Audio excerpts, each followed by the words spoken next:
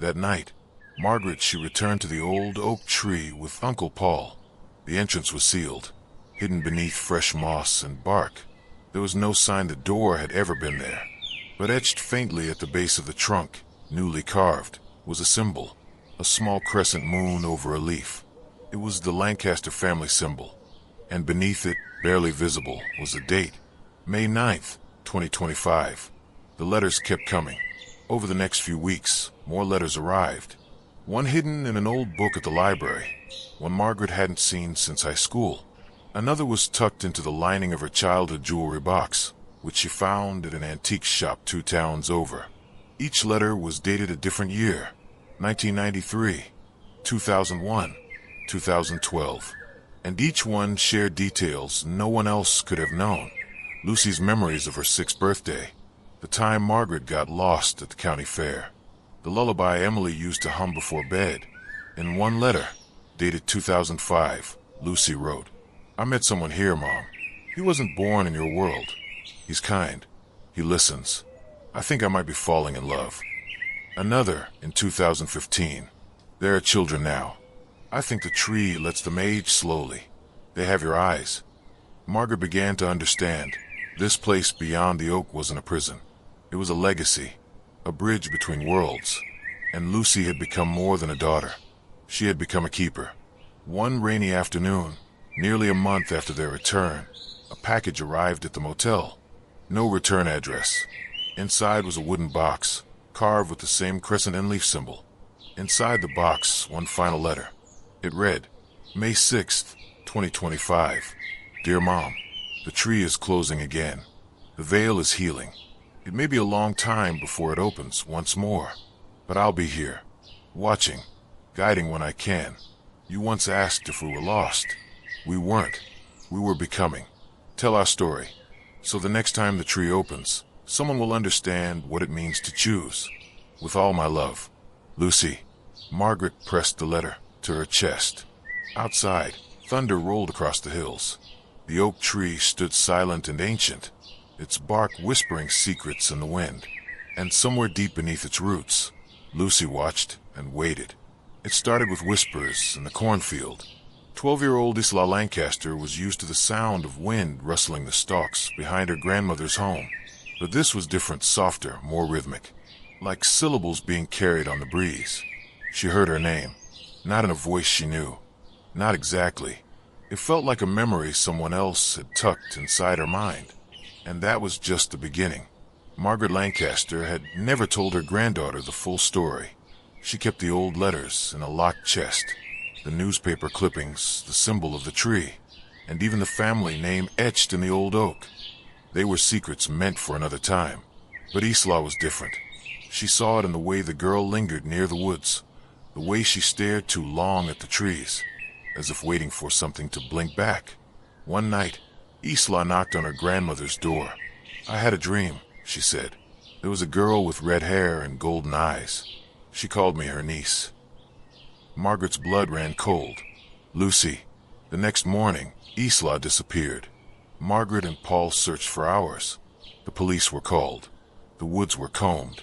Again, when Margaret finally stumbled toward the oak tree, now hollowed, quiet for decades, she saw something that hadn't been there since 1975. A fresh carving. This time it wasn't a name. It was a message. She's safe. She belongs. L. Beneath it, a new date. May 27th, 2075. Margaret fell to her knees. Beneath the tree. Isla woke somewhere else. Soft golden light filtered down through leaves that glowed from within. She was lying on a bed of moss, surrounded by people whose faces shimmered slightly, half familiar, half strange. A woman with red hair knelt beside her. "Welcome home, Isla," she said. "You've come early." "Who are you?"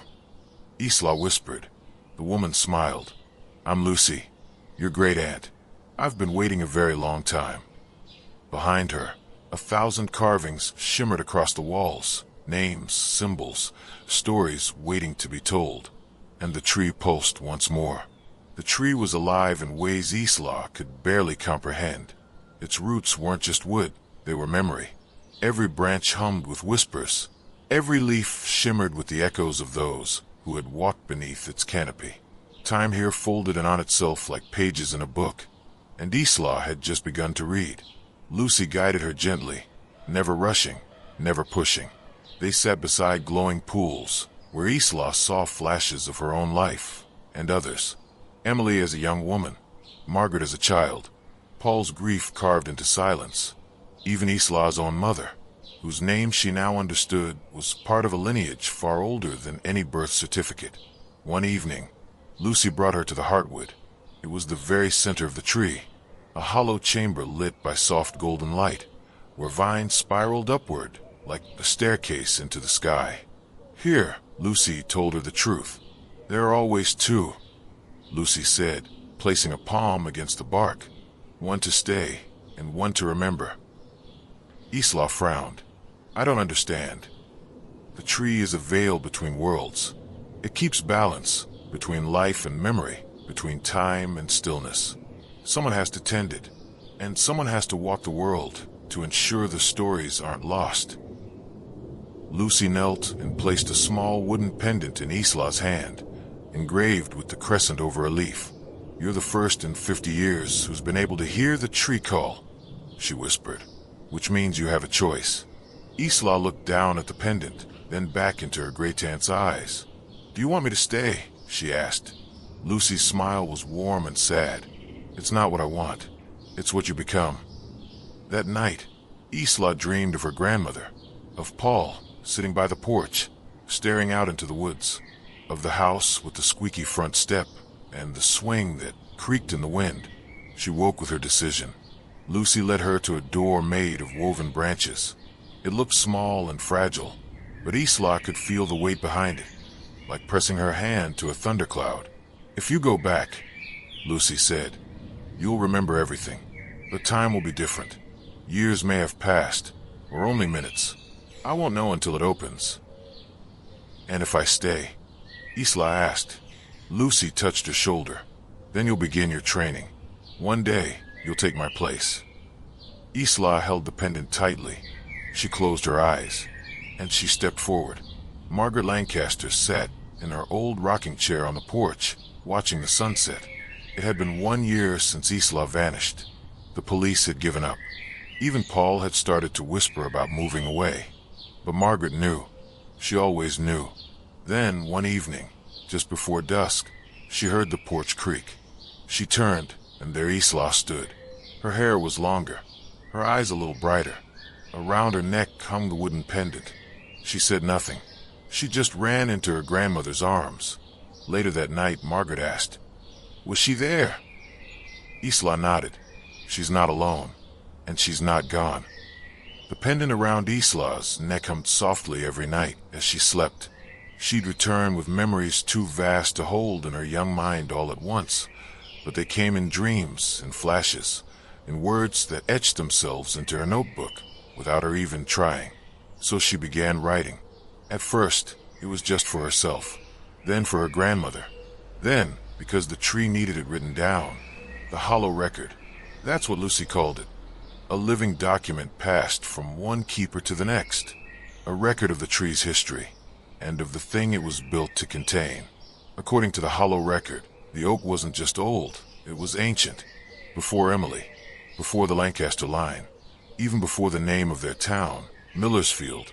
The first entry in the record was dated 1611. A girl appeared beneath the tree, eyes like fire, skin like ice. She screamed once, and everything died for a mile around. We carved her name to seal the bark. That's when the tree began to bleed. The girl's name? Liora. Isla's hand trembled as she read it aloud. Liora sounded eerily close to her own name. The carvings in the tree weren't just memorials. They were seals. Lucy's warning. That night, Lucy appeared to Isla in a dream, except it didn't feel like a dream. It felt like memory again. You must finish the record, Lucy said, before the bindings unravel. What bindings? Isla asked. Lucy stepped back, and the dream twisted, became darker. The oak tree stood against a blood-red sky. Its bark peeled like paper. Its roots writhed like snakes, and something deep within groaned. Lucy looked at her, face grim. You're not just the next keeper, Isla. You're the final one.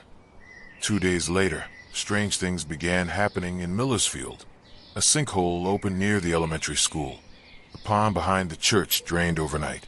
Birds stopped landing in the sycamore trees. And worst of all, people began having the same dream. A girl with burning eyes. A scream in the woods. A name carved into their skin when they woke Liora. Isla returned to the tree alone. She stepped into the hollow once more, this time without Lucy's guidance. The carvings on the inside now glowed faintly. Some were cracking. One had split clean through. It was the seal that bore Isla Lancaster's name. Beneath it, something moved. Not an animal, not a voice, but feeling. Like heat behind a door you're not supposed to open. Isla pressed the pendant against the split. She whispered, "I see you." The crack pulsed. A whisper answered, "You've always been mine." Isla didn't sleep that night. After returning from the tree, she locked her bedroom door and placed the pendant on her nightstand.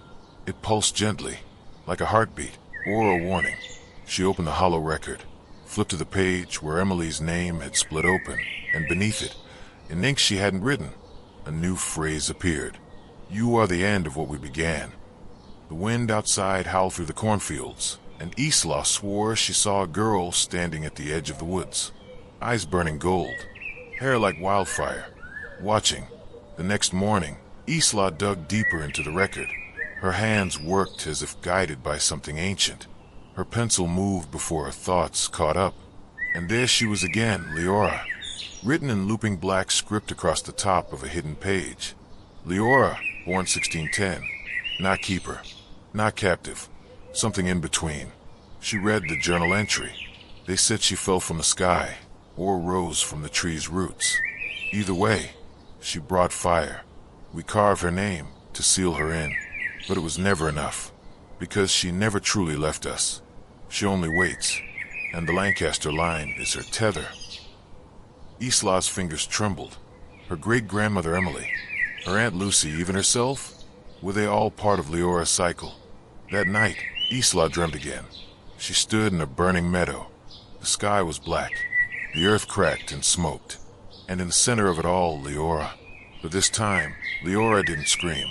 She spoke. Her voice was thunder wrapped in silk. They were afraid of what I was, so they trapped me in stories, in bloodlines, in names. But you, Isla, you are the first to understand. Isla shook her head. You're the reason they died, the reason the tree bleeds. Liora stepped forward. Her eyes softened. I was a child, abandoned, misunderstood. I asked the tree to keep me safe, and it obeyed. They turned it into a prison, not me. The mirror within. The next time Isla returned to the tree, she didn't come with questions. She came with resolve. She descended past the heartwood, deeper than she ever had, until she reached a wall of living bark, smooth like glass. There, she saw her own reflection, except the reflection moved on its own. Its eyes burned gold. It smiled. "Hello, Isla," it whispered, and the bark split open. Inside was a room of mirrors and flame, memories looping in endless motion. Emily's disappearance, Lucy's lonely watch, Margaret's silence, the fire, the seals. "You are me," the reflection said, "and I am you." Isla reached out. Back in the real world, Margaret found Isla's bed empty. A trail of oak leaves led out the back door, through the cornfield, and toward the forest.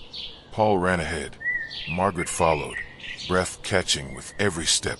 When they reached the clearing, the tree stood silent, but there was something new carved into its bark.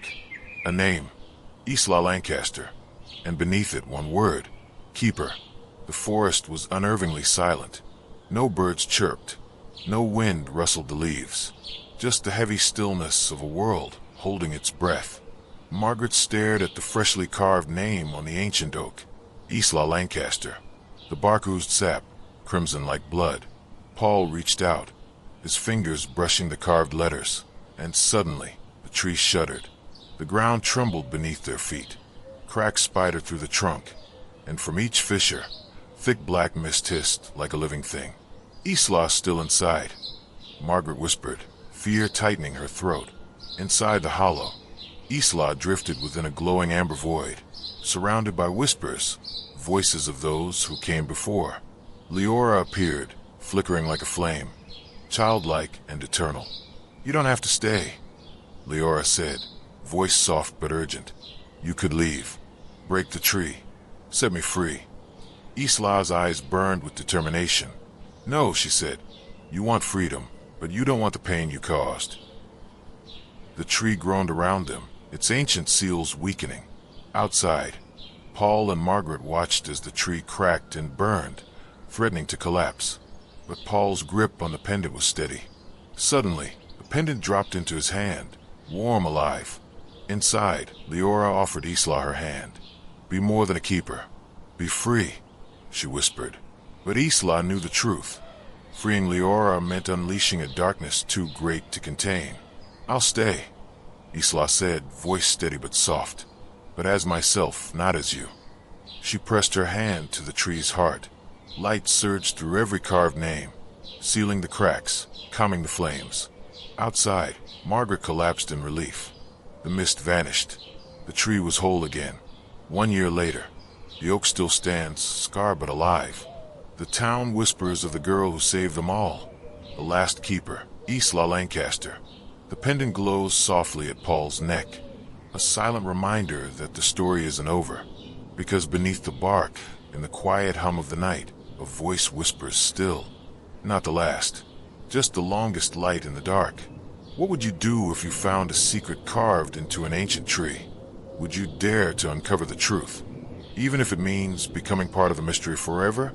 If you were captivated by the story, make sure to subscribe and hit the notification bell.